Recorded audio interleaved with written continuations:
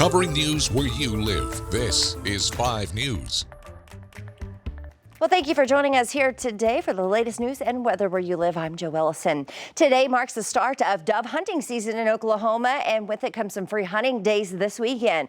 For the first full weekend of September, Oklahoma residents may participate in open hunting seasons without the requirement to have a state hunting license. This year, open hunting seasons during free hunting days include a dove, squirrel, and coyote. Dove hunting season is open statewide for the entire months of September and October, closes during November, and reopens from December 1st through the 29th.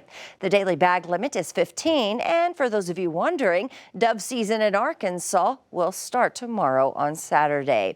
Meanwhile, we're also entering Labor Day weekend. This year, it's looking to be a pretty busy one. The FAA expecting airports to have their third busiest weekend of the year, with U.S. bookings up 4% and international flights up 44%.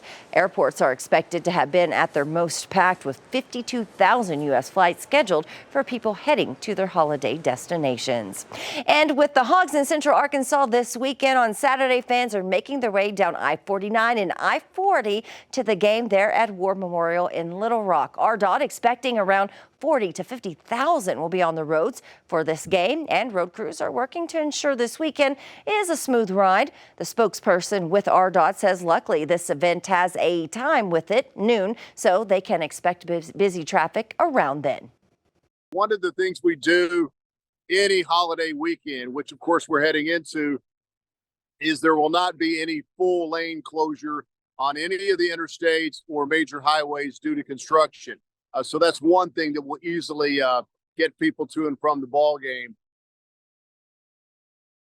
Although he says you may encounter some small construction on lesser traveled highways, but nothing that should be a full lane closure. Another tool he suggests that Hog fans use on their way to Little Rock, the iDrive Arkansas app, so that you can see your most up-to-date travel conditions. All right, now let's get a check of that weather with meteorologist Zach Scott. Zach, we want to know what it's like this Labor Day weekend. Yeah, going to be a little warmer, a little muggier as we go through the holiday weekend. You'll notice the higher humidity by Sunday. It'll be muggier even more as we go into Monday, but as moisture increases, so will there a chance of a spotty shower. All right, for today, though, we're still talking about low humidity, overall seasonal for this time of year. We're looking at temperatures in the mid to upper 80s across northwest Arkansas, so maybe a degree or two just above the actual average for this time of year, but you're hardly ever right on the dot, right? We're going to be talking about, again, plenty of sunshine all across 5 country, a little east breeze about 5 to 10 miles per hour. We've been running through the work week in the lower 90s. That's where we'll end the work week, in the lower 90s for the River Valley. We'll jump a little bit more lower to mid 90s as we go through the weekend. Spotty shower, eastern, southeastern Arkansas, central Arkansas Saturday. As we go to Sunday, moisture increases across the area. We should see more spotty showers, River Valley washfalls back across the rest of the natural state. And then as we go into Sunday, we'll look for moisture to continue to spread even further northwest. Better chances for scattered showers not only in Arkansas, but getting into eastern Oklahoma and southern Missouri as well. So, again, not looking like a washout right now as we go through the weekend by any means. But as we go into Monday, maybe the better chance for some rain. So we'll keep our eyes on it, Joe. All right, thanks for that, Zach. Well, Governor Sarah Huckabee Sanders has approved a one-time $17 million grant for crime victim advocacy groups. The state is taking the money out of the American Rescue Plan Act, better known as ARPA, a $1.9 trillion economic stimulus bill passed back in 2021. These funds will help agencies keep their doors open and not cut programs or staff.